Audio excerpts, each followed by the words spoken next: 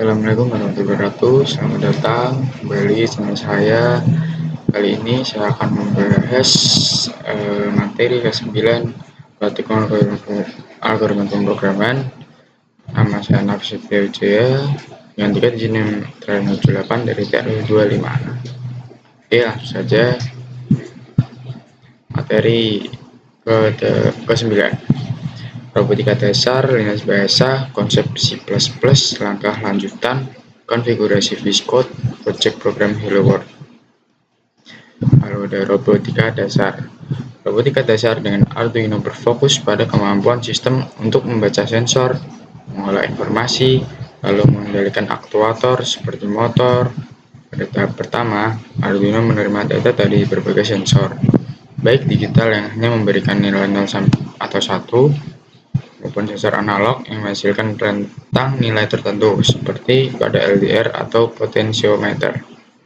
Data sensor ini kemudian diproses melalui logika yang ditulis dalam program, sehingga Arduino dapat menentukan tindakan yang harus dilakukan setelah keputusan ditetapkan. Arduino mengontrol motor baik motor DC melalui driver seperti L298N, motor servo dengan sinyal PWM, maupun motor stepper dengan driver khusus untuk menghasilkan gerakan.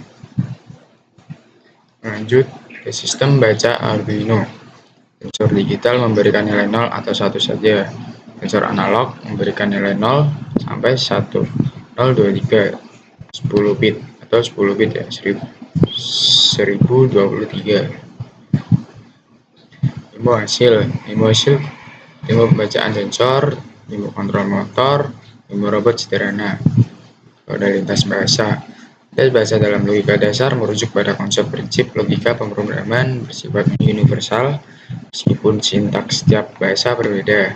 Artinya, struktur berpikir seperti input, proses output, percabangan if-else, perulangan loop, dan penggunaan variabel berlaku sama pada hampir semua bahasa pemrograman termasuk C++, Python, Java, atau Arduino IC. Perbedaannya hanya terletak pada cara penulisan sintaks, namun pola logika yang digunakan tetap identik. Lalu ada sintaks C++.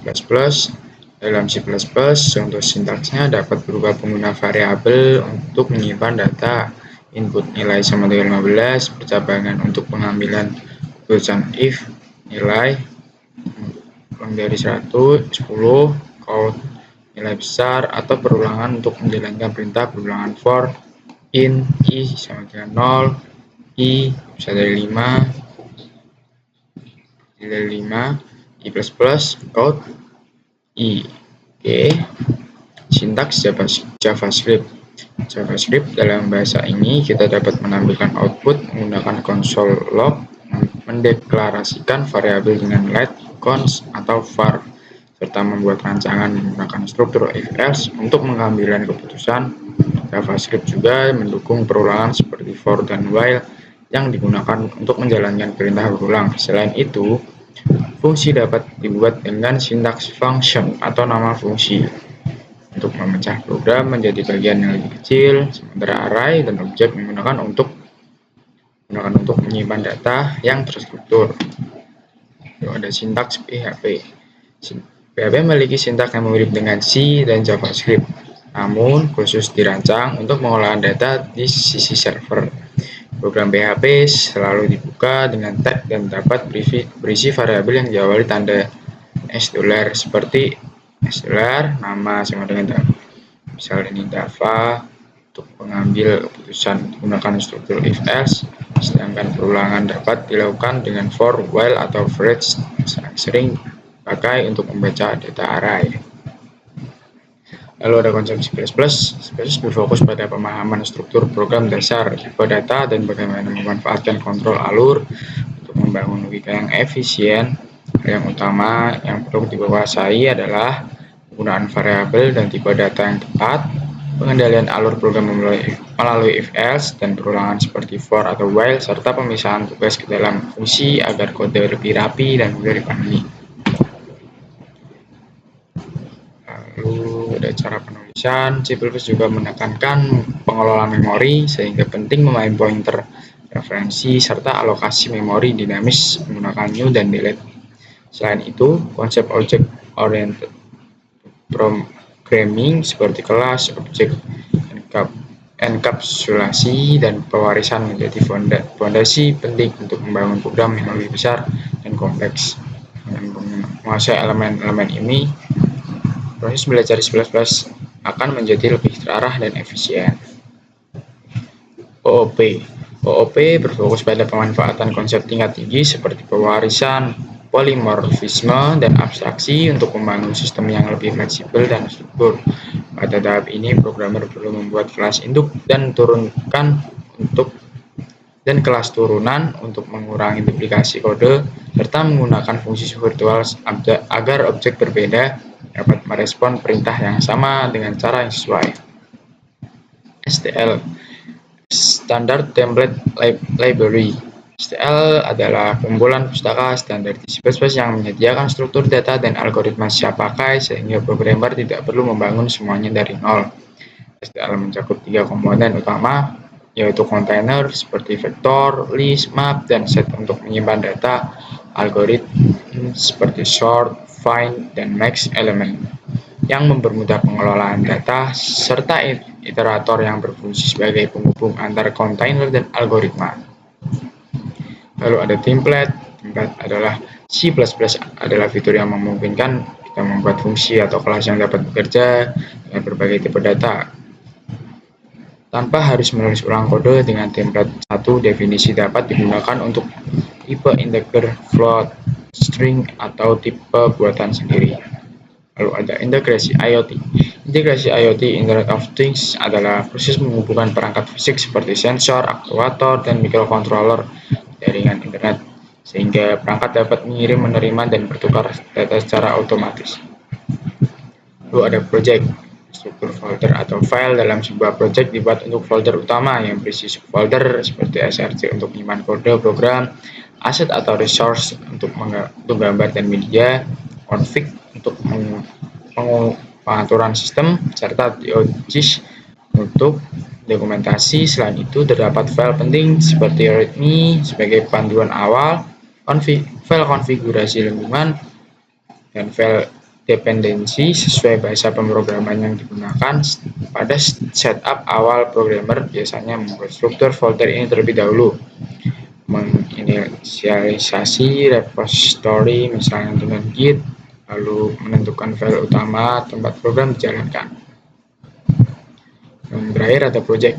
Struktur folder atau file dalam sebuah project dibuat untuk folder utama yang berisi subfolder seperti src untuk menyimpan kode program, aset atau resource untuk gambar dan media, config untuk pengaturan sistem, serta DOGS untuk dokumentasi. Selain itu, terdapat file penting seperti readme, lingkungan, dan ini tadi ya guys, yang terakhir. Berarti ini terakhir. Project ini adalah hasil terakhir. Oke.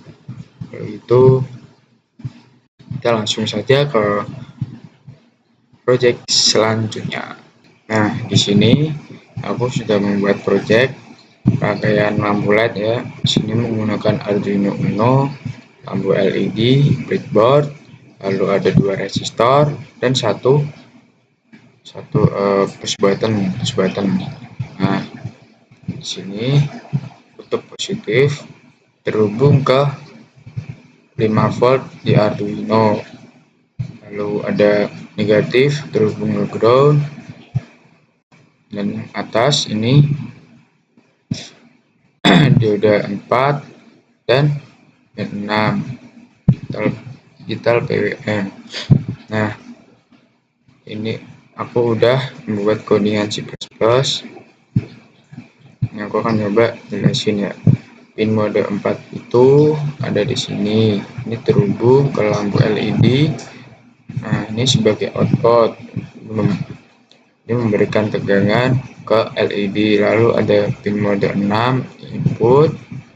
Nah, ini tertuju ke push button dan resistor untuk menghidupkan lampu LED. Lalu ada void loop, need if, 6. Nah, jadi ini jika push button dipencet, nanti LED akan menyala, dan sebaliknya jika push button dipencet lagi 2 kalinya, LED akan mati dikarenakan tegangan dari Arduino ini terputus melalui push button resistor.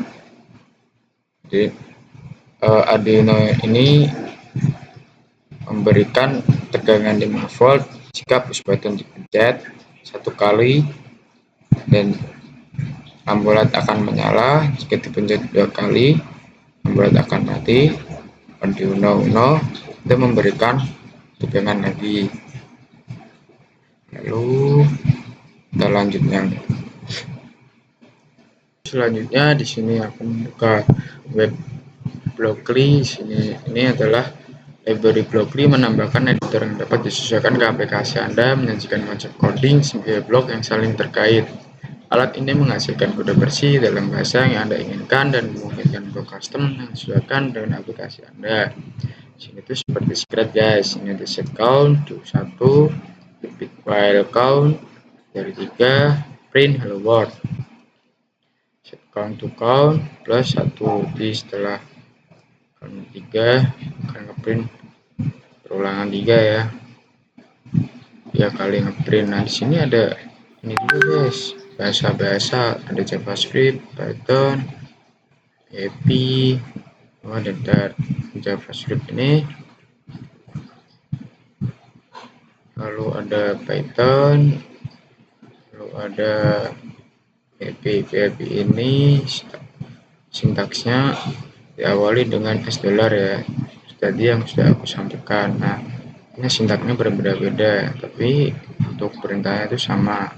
Kita coba running ya guys. Nah, embedded seperti ini gitu. Hello world kan. Nah, 3 kali ini. Nah, 3 kali. Lalu ada lagi yang Python. Yang biasa nih. Nah, kita pakai script aja dah. Nah, itu coba aku ganti ya. Lalu aku nggak bisa guys.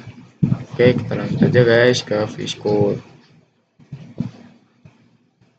VS Code ini tempat dimana kita dapat mengaplikasikan atau menjalankan codingan kita. Bisa pakai bahasa C, C++, untuk VS Code, lalu ada JavaScript, Python, dan lain-lain. Nah, sebelum kita masuk atau mengaplikasikannya, kita perlu masuk ke library untuk mendownload package ini di library di VS Code ya, agar nanti codingan kita bisa berjalan. Kalau enggak download ini, kita nggak bisa jalanin kodenya guys. Nah, setelah itu aku akan coba aplikasinya di VS Code ya guys. Oke, sini aku sudah masuk di VS Code-nya. Nah, ini aku akan coba cara kita coding di VS Code. Pertama-tama kita harus masuk ke library, lalu kita mendownload extensionnya ya.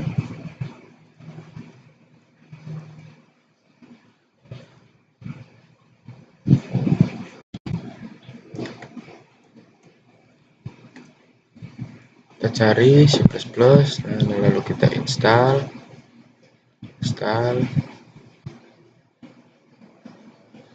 Nah, kita nunggu install.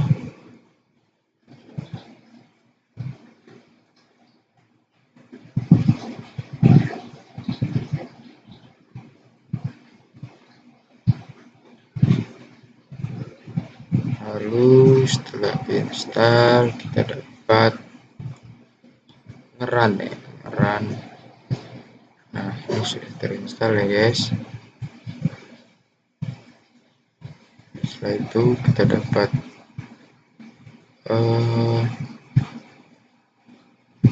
coding di sini ya. Salah.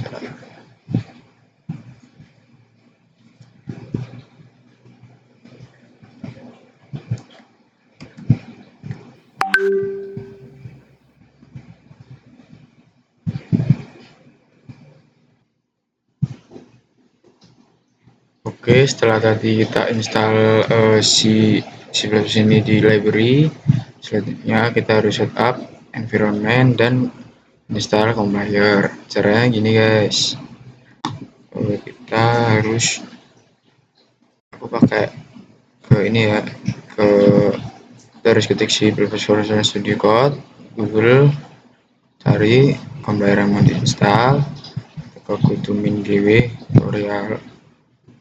Setelah itu kita harus install MSCS2 page di link berikut. Nah, kita tunggu dulu nih guys, kita tunggu di MSX864X sekitar 1 menit lah.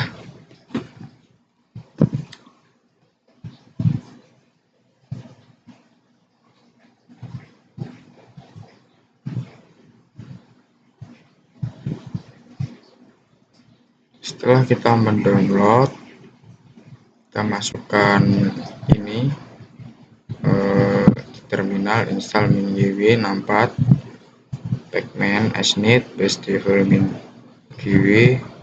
Nah, nanti tampilannya seperti ini guys.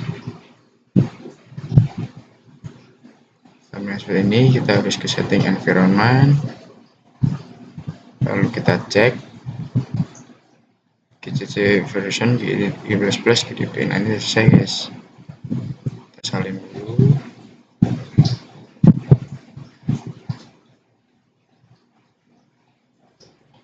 Nah, kita next aja ya. Ini kita mau kemana ini? Mau nyimpannya, kalau aku ke volume G aja.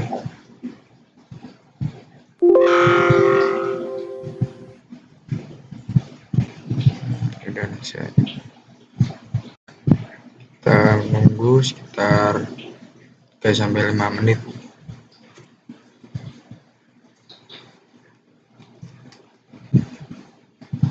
Udah 100% guys.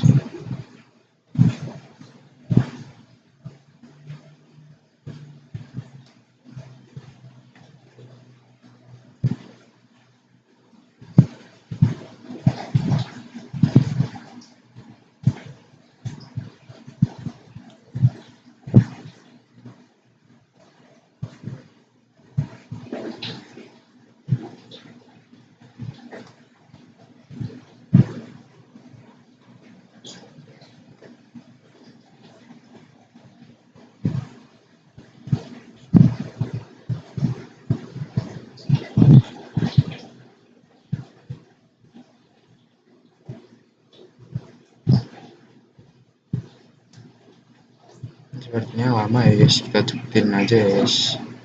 Ini setelah menginstal ya guys, finish, kita pencet finish. Nah, sini kita langsung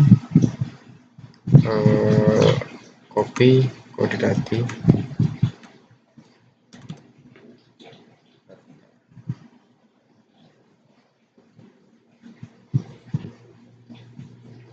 Udah di sini.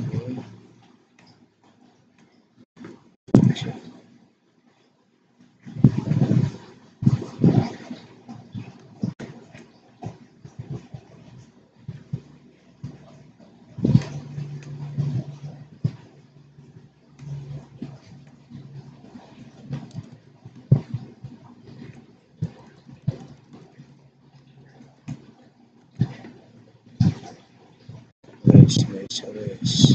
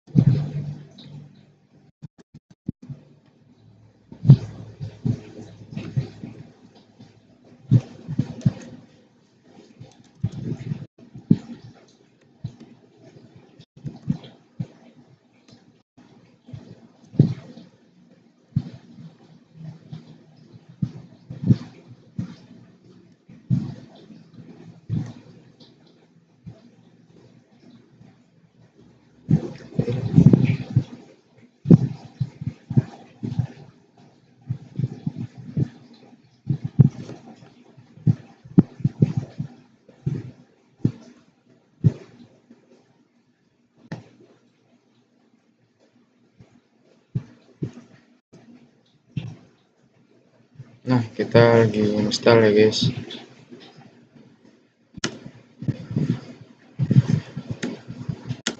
Kita tunggu lagi sampai 100%.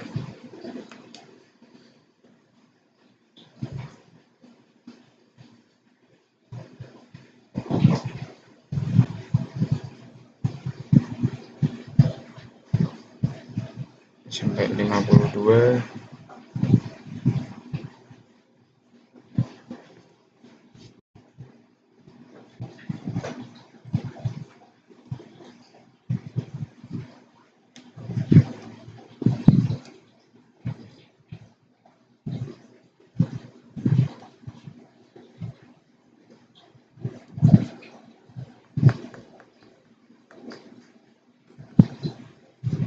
Ini aku cepetin videonya aja ya guys, langsung ke ya, home layernya tadi ya. Lalu kita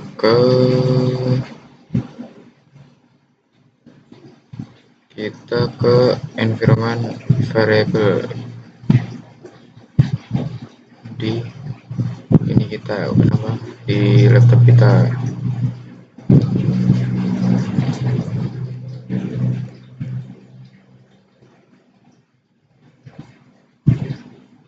Kita ke ini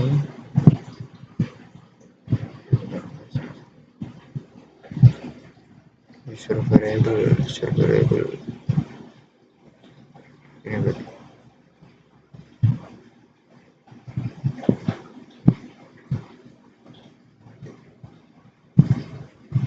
guys. Ke Windows setting edit environment variable to your account in your user variable.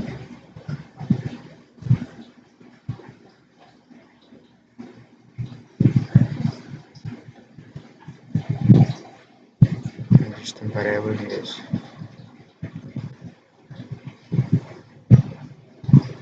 Pet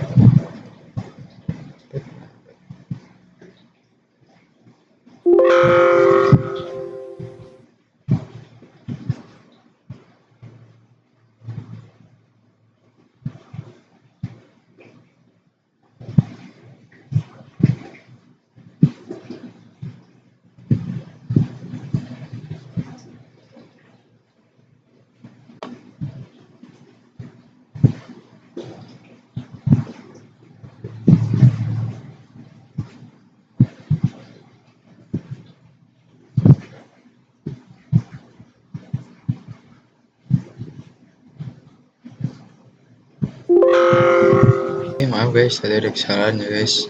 Ternyata bukan di sini guys. Coba kita hapus. Nah, kita di sistem variable di pet, klik new. Setelah itu klik kita paste yang tadi. Oke, cek lagi. Oke, udah ada.